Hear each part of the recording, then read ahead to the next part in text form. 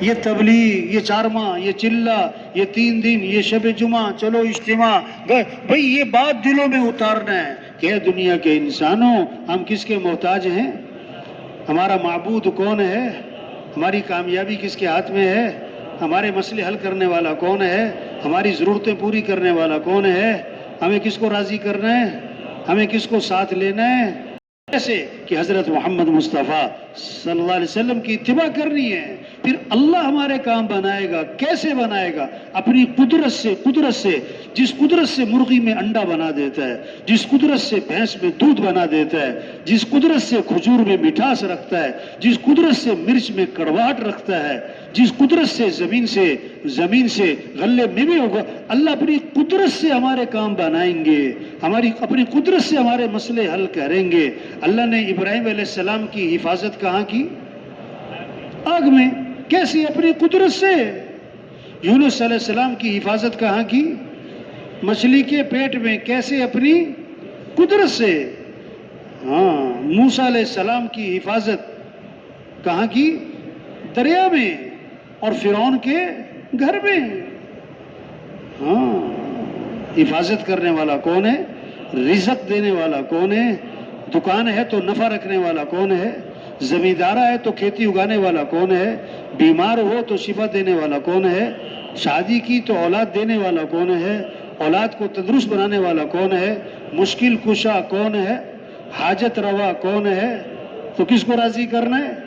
کس کی ماننی ہے؟ کس کو ساتھ لینا ہے؟ کیسے؟ حضرت محمد مصطفیٰ صلی اللہ علیہ وسلم کی اتباع، اور اس میں سب سے پہلی چیز نماز۔ نماز نماز نماز۔ ہمارے مسئلوں کا حل نماز ہے، ہمارے کاموں کا بننا نماز میں چھپا ہوا ہے۔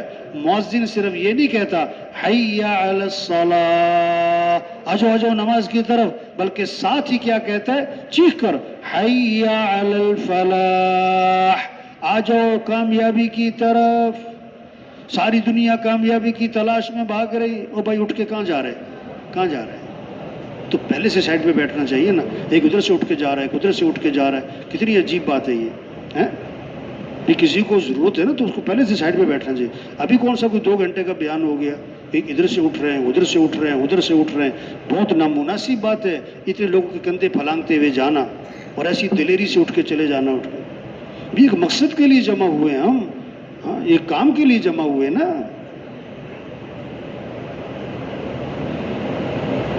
اب کیا بات ہو رہی تھی میں ابھی بھول گیا۔ ہاں، تو مؤذن کیا کہتا ہے؟ حی علی الفلاح، آجو کس کی طرف؟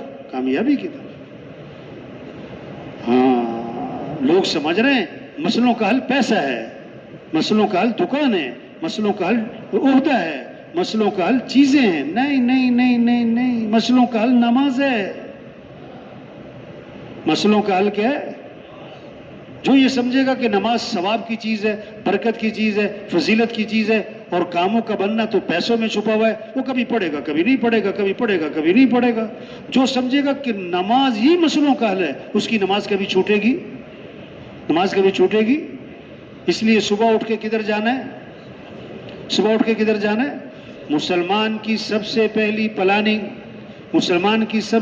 پلاننگ فجر میں اٹھنا ہے، مسجد جانا ہے، جماعت سے نماز پڑھنا ہے، تکبیر اللہ سے نماز پڑھنا ہے، پہلی صف میں نماز پڑھنا ہے۔ جس کی پلاننگ میں فجر کی نماز نہیں، جس کی پلاننگ میں صبح مسجد میں جانا نہیں ہے، یہ ناکام ترین انسان ہے، ناکام ترین انسان۔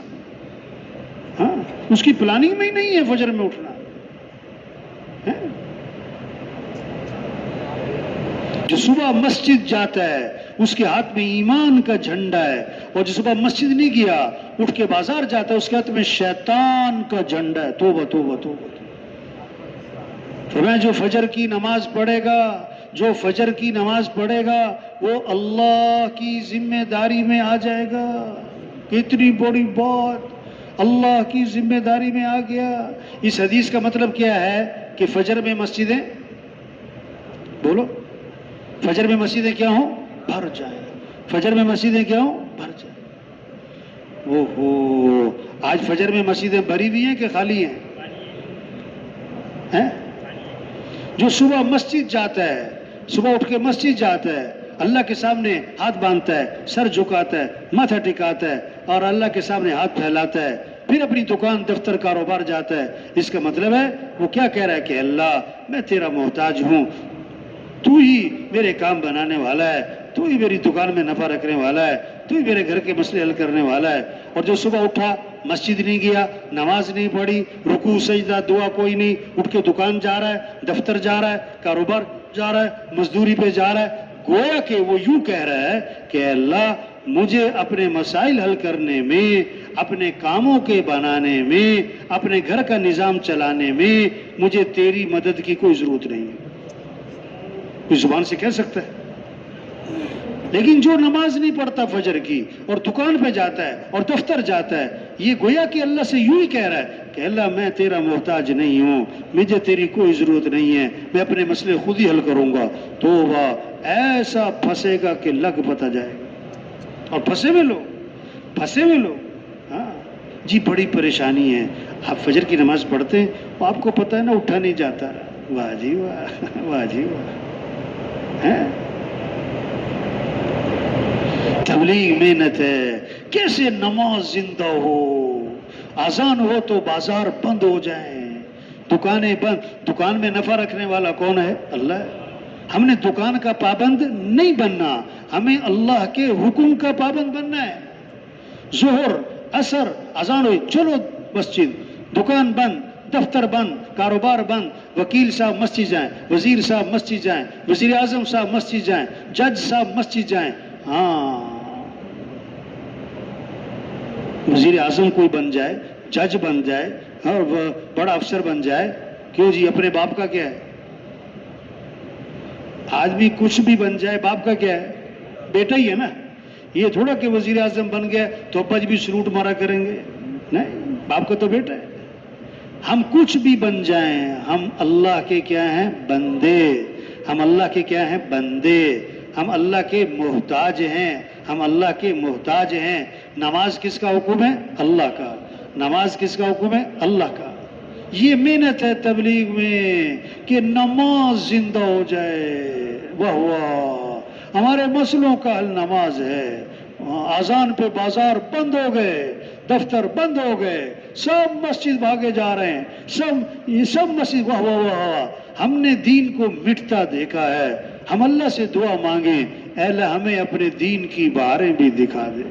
کاش ہم اپنی آنکھوں سے یہ منظر دیکھیں کہ اذان پہ سارے بازار کیا ہو جائیں، سارے دفتر کیا ہو جائیں، اور سب کدھر جا رہے ہوں؟ مسجد۔ کتنی اللہ کی رحمتیں آئیں گی، اللہ کے سامنے ہاتھ باندھے ہوئے، سر جھکائے ہوئے، ماتھے ٹکائے ہوئے، اللہ کے سامنے ہاتھ پھیلائے ہوئے۔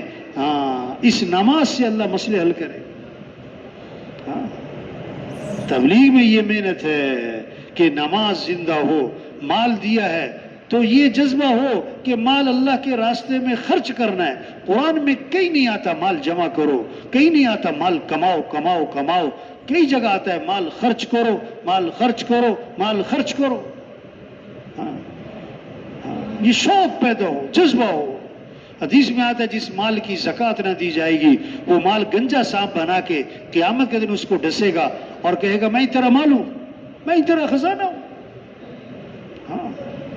جس پر حج فرض ہے نہیں کرتا، آپ نے فرمایا مجھے کوئی پرواہ نہیں، یا یہودی ہو کے مرے یا عیسائی ہو کر مرے تو اللہ سب کی حفاظت فرمائے گا۔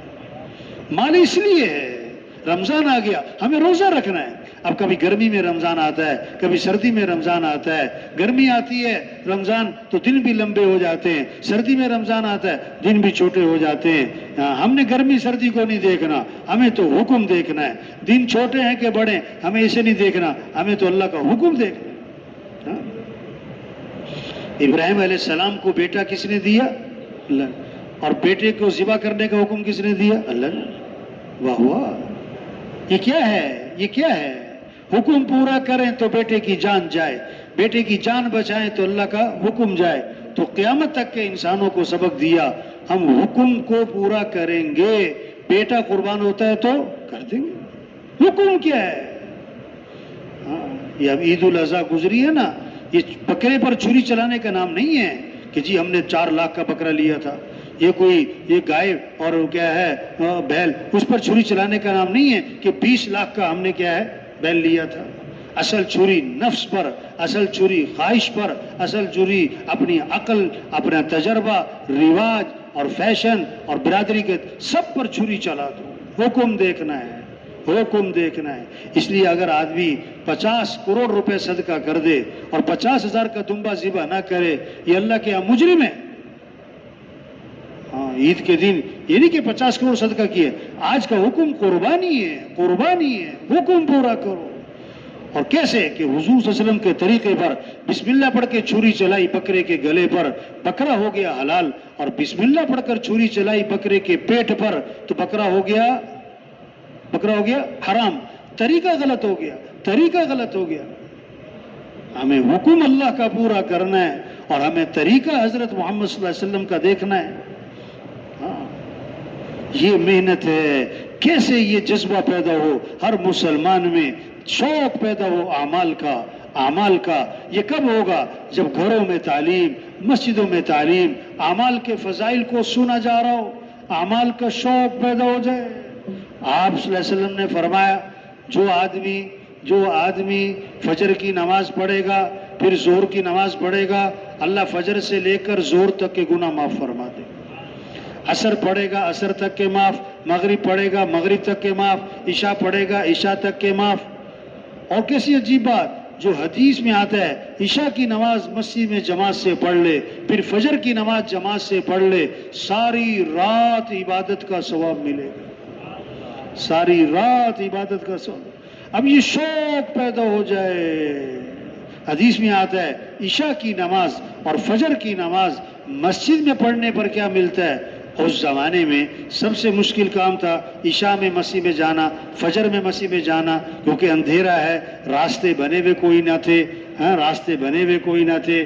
اب مسجد جانا ہے، مشکل کام تھا عشاء فجر. تو عشاء فجر کو خاص طور پر بتایا. عشاء کی نماز فجر کی نماز مسجد میں پڑھنے پر کیا ملتا ہے.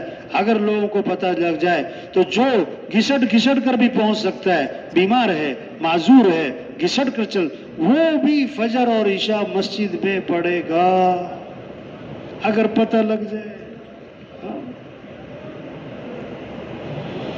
پہلی صف میں نماز پڑھنے پر کیا ملتا ہے. اگر لوگوں کو پتہ لگ جائے تو قرآن اندازی کرنی پڑے. قرآن اندازی کرنی پڑے. یہ شوق پیدا ہو اعمال کا. فرمایا جو 40 دن تکبیر اولیٰ سے نماز پڑھے، 40 دن مسجد میں جماعت سے تکبیر اولیٰ سے نماز پڑھے گا، اس کو 2 انعام ملیں گے. ایک تو لکھا جائے گا کہ جہنم سے چھٹکارا اور نفاق سے بری. دوسری کہ یہ منافق نہیں ہے، دل کا کھوٹا نہیں ہے. اب اہتمام پیدا ہو جائے ہمارے ہاں کہ نماز مسجد میں پڑھنی، نماز جماعت سے پڑھنی، نماز تکبیر اولیٰ سے پڑھنی، نماز پہلی صف میں پڑھنی.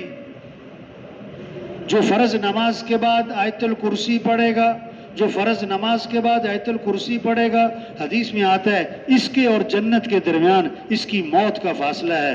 مرتے ہی سیدھا جنت میں جائے گا، مرتے ہی سیدھا جنت میں جائے گا. واہ واہ.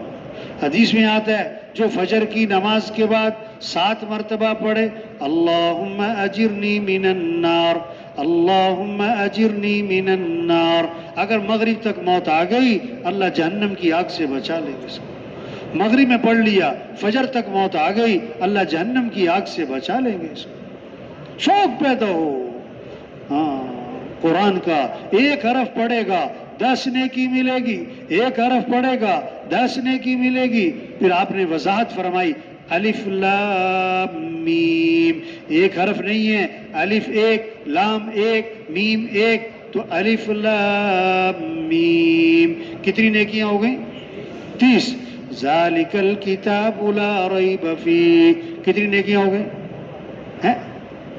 ہدی للمتقین الذین یؤمنون بالغیب ویقیمون الصلاۃ. اب کتنی نیکیاں ہو گئی بھائی؟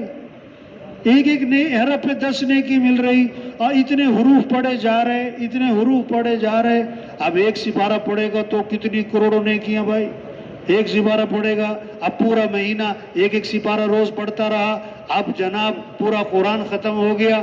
اب کس کو کروڑوں اربوں نیکیاں، پورا سال روزانہ قرآن پڑھ رہا ہے، خربوں نیکیاں. واہ جی واہ. ایک ووٹ کم پڑ جائے آدمی کیا ہوتا ہے؟ ہار جاتا ہے، ایک نمبر امتحان میں کم رہ جائے تو فیل ہو جاتا ہے، قیامت کے دن ایک نیکی کم پڑ گئی تو پھنس جائے گا. آج وقت ہے کمائی، نیکیاں کماؤ، نیکیاں کماؤ. ہاں کہتے ہیں بھئی یہاں رش کیوں لگا ہوا ہے، کہتے ہیں یہاں سیل لگی ہوئی ہے، یہاں سیل لگی ہوئی ہے، نیکیوں کی سیل لگی ہوئی ہے دنیا میں، نیکیوں کی سیل لگی ہوئی ہے.